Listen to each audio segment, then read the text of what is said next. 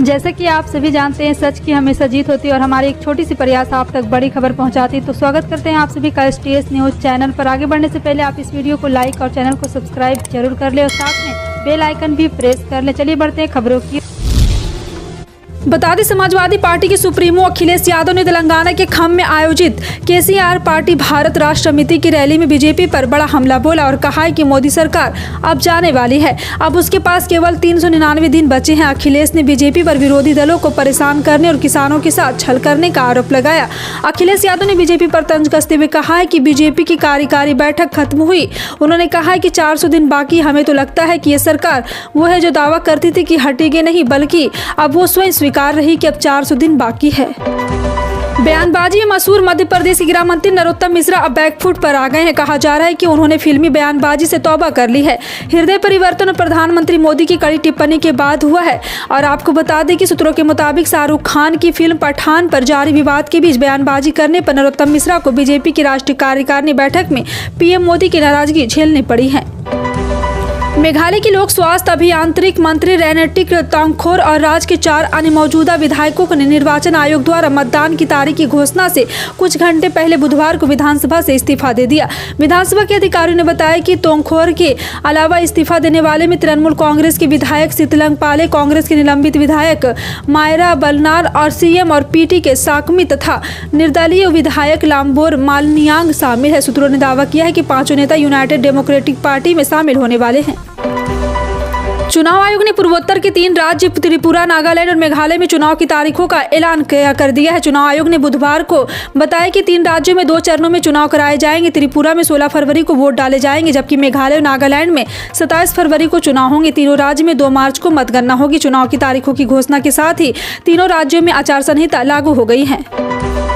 वैश्विक मंदी की आहट के बीच जहां दुनिया भर की कई बड़ी कंपनियां अपने कर्मचारी की छटनी करने में लगी है, वहीं दूसरी तरफ भारतीय कर्मचारियों को इस साल यानी कि 2023 में एशिया में सबसे ज्यादा सैलरी हाइक मिलने की आशंका है। और दरअसल काउंसलिंग फर्म कॉर्न फेरी के सर्वे में ये बात सामने आई कि इस साल भारत की कंपनियों में काम कर रहे कर्मचारी की सैलरी में 15 से 30% से ज्यादा इंक्रीमेंट हुआ है। कंसल्टिंग फर्म की इस सर्वे से अनुमान लगाया जा रहा है कि भारतीय कंपनियों ने इस साल वेतन वृद्धि में 9.8% इजाफा कर सकती है। देश के शीर्ष चीनी उत्पादक राज्य महाराष्ट्र को लेकर एक बड़ी खबर है। कहा जा रहा है कि महाराष्ट्र में चीनी उत्पादन में गिरावट दर्ज की जा सकती है। मीडिया रिपोर्ट के मुताबिक चालू सीजन 2022 से 23 में लगभग 6 से 7% चीनी प्रोडक्शन कम होने वाला है, जो कि भारत में अतिरिक्त चीनी निर्यात की संभावनाओं को कम करेगा। वहीं राज्य के चीनी प्रशासन के प्रमुख ने कहा कि अनियमित मानसून के कारण प्रति एकड़ गन्ने की उपज में कमी और एथेनॉल निर्माण के लिए गन्ने अधिक उपयोग कम चीनी उत्पादन के कारण हो सकता है। अरबपति उद्योगपति गौतम अडानी का अडानी ग्रुप एक के बाद एक नई और कई सेक्टर में अपने झंडे गाड़ रहा है। मुद्रा स्पोर्ट पर गुजरात में बिजनेस में छाने के बाद अब समूह का पूरा ध्यान राजस्थान पर है। अडानी ग्रीन एनर्जी की इकाई अडानी रिन्यूएबल एनर्जी होल्डिंग में राजस्थान में बड़ा निवेश किया है। यहाँ उसका एक सोलर कंपनी में 50% से ज्यादा हिस्सेदारी की है।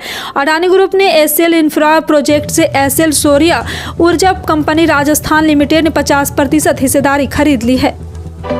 बिहार में महागठबंधन में महासंग्राम छिड़ा हुआ है। आरजेडी विधायक सुधाकर सिंह के नीतीश कुमार पर विवादित बयान और रामचरितमानस पर विवादित बोल के बाद आरजेडी और जेडीयू के नेता एक दूसरे के खिलाफ जमकर बयानबाजी कर रहे हैं।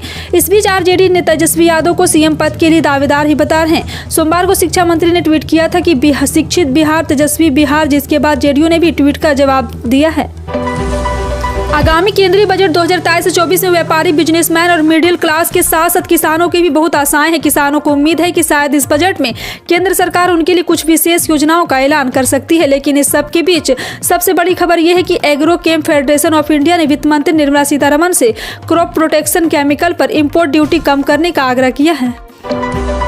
बंगाल की मुख्यमंत्री ममता बनर्जी ने बुधवार को भाजपा पर हमला बोलते हुए आरोप लगाया है कि यहां पार्टी 2 चेहरे वाली है, जो चुनाव के दौरान कहती कुछ है और चुनाव के बाद करती कुछ और। मेघालय के गोर हिल्स जिले में एक जनसभा को संबोधित करते हुए बनर्जी ने दावा किया है कि उनकी तृणमूल कांग्रेस एकमात्र पार्टी है जो पूर्वोत्तर राज्य में बेहतर शासन प्रदान कर सकती है, क्योंकि यह लोगों के सपनों को पूरा करती है।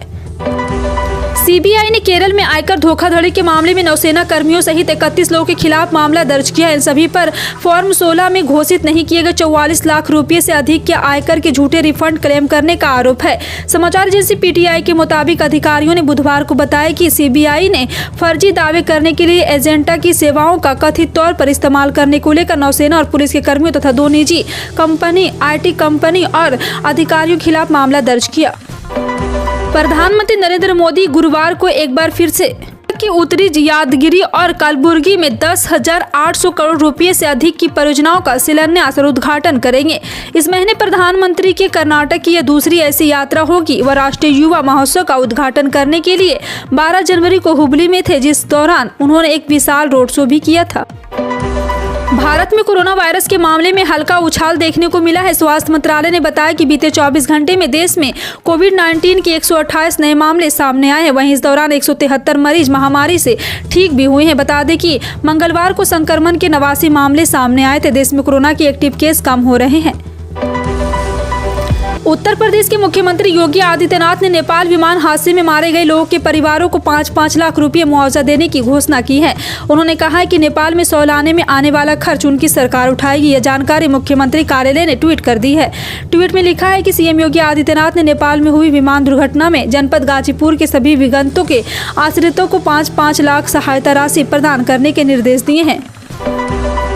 कांग्रेस अध्यक्ष मल्लिकार्जुन खड़गे ने लोगों से अपने घरों से बाहर निकलने और बीजेपी आरएसएस द्वारा फैलाई गई महंगाई, बेरोजगारी व नफरत के खिलाफ लड़ाई में शामिल होने की अपील की है।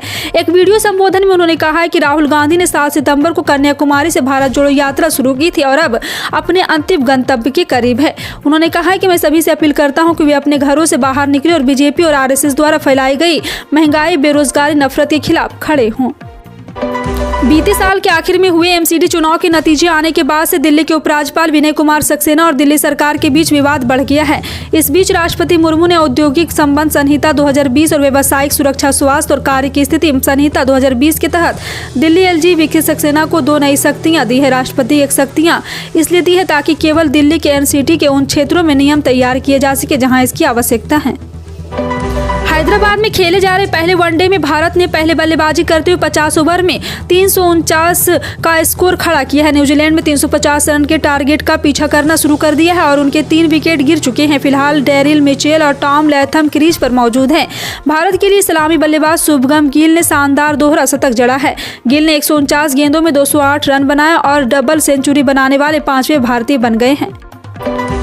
धार मनावर पीथमपुर नगर पालिका से बगावत करने वाले प्रत्याशियों को पार्टी से निष्कासित किया है। धार से 17, मनावर से 2 और पीथम से 14, राजगढ़ से 5, सरदारपुर से 3, धर्मपुरी से 1 को बीजेपी ने निष्कासित किया है। निर्दलीय प्रत्याशी को बगावत करने पर पार्टी से निष्कासित कर दिया गया।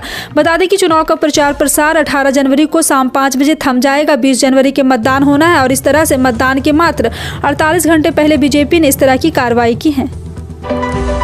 भारतीय सराफा बाजार में 18 जनवरी 2023 को सोने की कीमत में गिरावट देखने को मिली। वहीं चांदी के दाम में कोई बदलाव नहीं हुआ। सोने की कीमत 56,000 रुपये प्रति 10 ग्राम के पार है। वहीं चांदी का भाव 69,000 रुपये प्रति किलो के पार है। आपको बता दें कि चांदी का भाव यहाँ पे 999 शुद्धता वाला 24 कैरेट 10 ग्राम सोने की कीमत 56,605 रुपये है, जबकि 999 शुद्धता वाली चांदी 68,661 रुपये की हो गई है। प्रधानमंत्री किसान सम्मान निधि की 13वीं किस्त जल्द किसानों के खाते में आने वाली है। हालांकि उससे पहले हलचलें तेज हो गई है और सभी राज्यों में भूलेखों के सत्यापन में तेजी लाई गई। बड़ी संख्या में लाभार्थी सूची से लोग बाहर किए जा रहे हैं। आशंका जताई जा रही कि इस बार लाभार्थी की संख्या पिछले बार से भी कम हो सकती है। रिपोर्ट के मुताबिक 31 जनवरी से पहले 13वीं किस्त जारी हो सकती है। दरअसल प्रधानमंत्री नरेंद्र मोदी 29 जनवरी को मन की बात करने वाले हैं। उम्मीद जताई जा रही है कि उस दिन पीएम किसान योजना की राशि जारी हो सकती है। बढ़ती महंगाई में लोग छोटी मोटी बचत से भी पैसा बचाने की जुगत में लग जाते हैं। लंबे समय से पेट्रोल की ऊंची कीमतों में कोई राहत नहीं मिल रही। ऐसे में अगर अपने इलाके से कुछ दूरी पर पेट्रोल सस्ती दरों में मिल रहा है तो उसका फायदा उठाया जा सकता है। जी हां, आपको बता दें कि दरअसल अंतर्राष्ट्रीय बाजार में क्रूड ऑयल के आधार पर ऑयल मार्केटिंग कंपनियां कीमतों की समीक्षा के बाद रोज पेट्रोल और डीजल के दाम तय करती है। इंडियन ऑयल, भारत पेट्रोलियम और हिंदुस्तान पेट्रोलियम तेल कंपनी हर दिन सुबह विभिन्न शहरों की पेट्रोल डीजल कीमतों को जानकारी अपडेट देती है। मध्य प्रदेश से पिछले 24 घंटे में फिर कोरोना का एक नया केस सामने आ गया है। एक दिन पहले ही कोरोना के केस पूरी तरह खत्म हो गए थे, यानी कि एमपी में कोरोना जारी हो गया था, जिससे यहां पे प्रदेशवासियों को भी राहत महसूस हो रही थी और अब कोरोना से निजात मिली। लेकिन पिछले 24 घंटे में फिर कोरोना के केस आने से चिंता बढ़ गई है। वर्तमान में एमपी में कोरोना के 5 नए केस एक्टिव हो गए हैं। गृह मंत्री डॉक्टर नरोत्तम मिश्रा ने एमपी में कोरोना की अपडेट जानकारी देते हुए बताया कि प्रदेश में पिछले 24 घंटे में कोरोना का एक केस सामने आया है। एक व्यक्ति ठीक होकर घर भी गए हैं। प्रदेश में करीब 5 एक्टिव केस है। पिछले 24 घंटे में 709 सैंपल भी लिए गए हैं। पाकिस्तान में महंगाई दर अपने रिकॉर्ड स्तर पर है। भारत भी लगातार ऊंची कीमतों से जूझता रहा है, लेकिन दिसंबर के महीने में खुदरा महंगाई दर गिरकर 5.72% दर्ज की गई है, जो नवंबर में 5.88% थी। लेकिन इस मोर्चे पर पाकिस्तान का सिस्टम पूरी तरह से फेल नजर आ रहा। अर्थव्यवस्था के मोर्चे पर भारत के 3 पड़ोसी देश श्रीलंका, पाकिस्तान और बांग्लादेश की हालत ठीक नजर नहीं आ रही। इसमें श्रीलंका और पाकिस्तान की हालत बदतर स्थिति की ओर है। बीते साल श्रीलंका से जिस तरह की खबरें आ रही थी, वैसे ही हालात पाकिस्तान में भी हैं। फिलहाल आपका इन सभी खबरों पर क्या कहना है, कमेंट सेक्शन में टाइप करके जरूर बताएं। इसी तरह की पल पल की अपडेट जानने के लिए जुड़े रहें आप अपने NTS न्यूज चैनल से। मिलते हैं अगली बड़ी खबर में, तब तक के लिए जय हिंद।